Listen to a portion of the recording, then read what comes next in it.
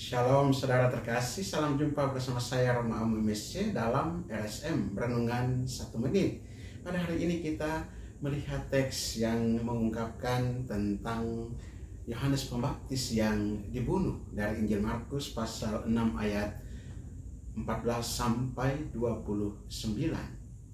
Saudara, setelah Yesus ditolak di Nazaret, lalu ia berjalan berkeliling dari desa ke desa sambil mengajar.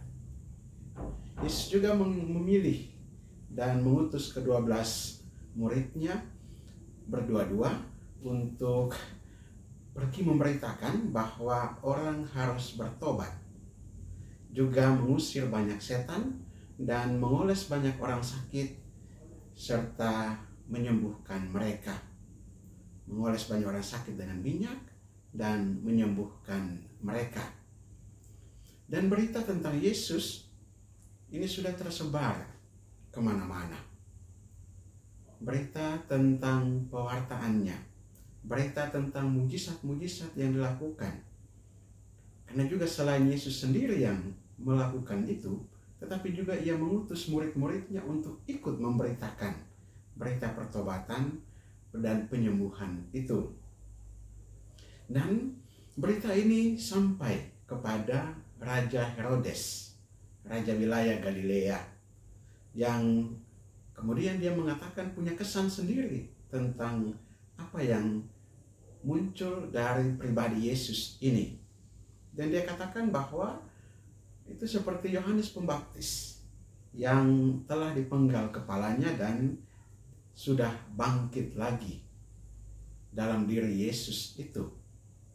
Dan di sini kita bisa melihat apa yang dirujuk oleh Raja Herodes terkait dengan Yohanes Pembaptis dan ditempatkan pada Yesus.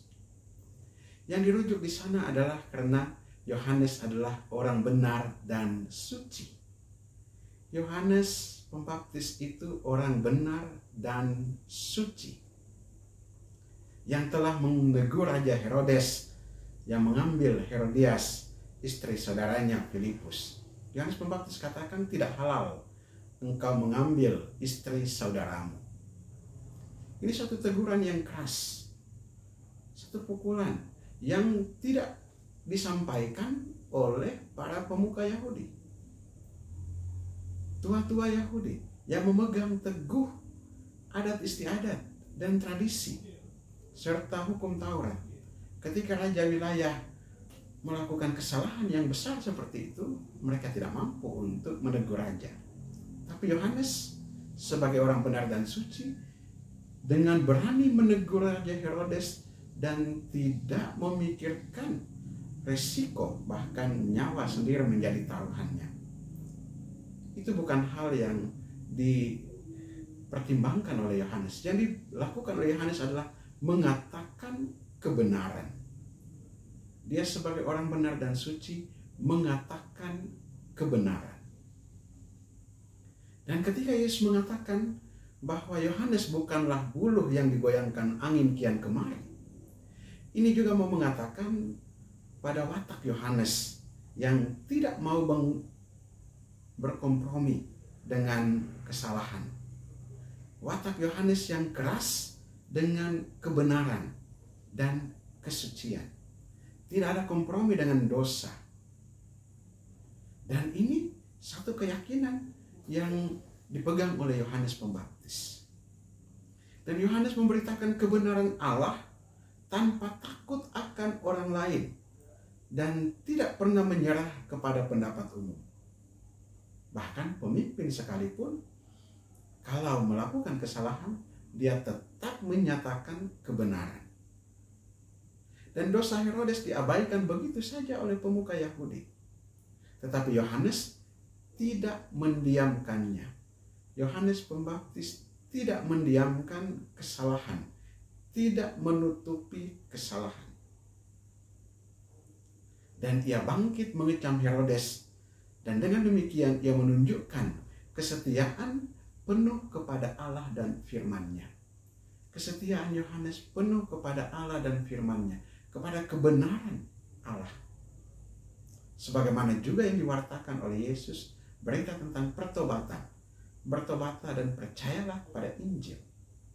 Inilah isi pemberitaan Yesus yang muncul ketika berita ini sampai kepada Raja Herodes, dan di sana Raja Herodes menunjuk pada Yohanes Pembaptis yang telah dipenggal kepalanya. Saudara, bagaimana kita mengenal Yesus sejauh ini?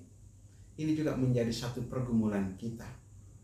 Sebagaimana Raja Herodes yang mengenal Yesus sebagai Yohanes Pembaptis yang telah bangkit karena dialah orang benar dan suci, maka kita juga dengan mengakui Yesus sebagai Allah, kiranya juga kita hidup dalam pewartaan atau melaksanakan ajaran dan pewartaan yang disampaikan oleh Yesus, yaitu ajakan untuk bertobat dan juga dalam tindakan-tindakan untuk penyembuhan kepada banyak orang.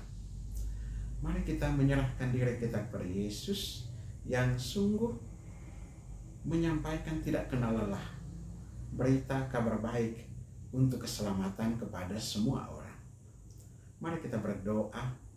Allah Bapa kekal dan kuasa, kami mengucap syukur dan berterima kasih kepadamu.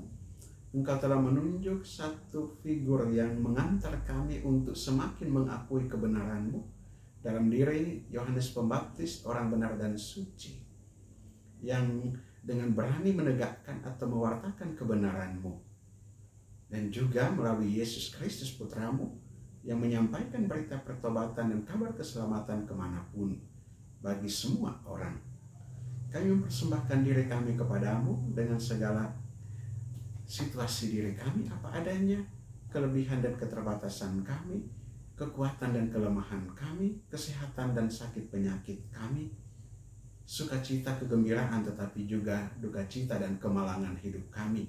Kami serahkan kepadamu Tuhan, kiranya Engkau juga memimpin kami, agar dalam situasi apapun tetap menyatakan kebenaran firman-Mu pada siapa saja, dan senantiasa hidup benar dan suci di hadapan-Mu. Utuslah Roh Kudus-Mu untuk menguatkan dan meneguhkan kami, orang yang lemah ini. Demi Kristus Tuhan dan pengantara kami. Amin. Berkat Allah yang Maha Kuasa turun dan tinggal atas saudara sekalian, Bapa dan Putra dan Roh Kudus. Amin. Saudara terkasih, apabila Anda berkenan dengan renungan ini dan belum subscribe channel ini, Anda juga dapat subscribe dan klik tanda lonceng agar mendapatkan update renungan setiap hari. Dan bagi saudara-saudara yang hendak berkomentar, silahkan menulis pada kolom komentar atau menuliskan juga wujud-wujud doa untuk saya bantu dalam doa-doa saya. Bagi saudara-saudara yang hendak membagikan renungan ini, silahkan dibagikan agar juga menjadi berkat bagi banyak orang. Shalom, Tuhan memberkati.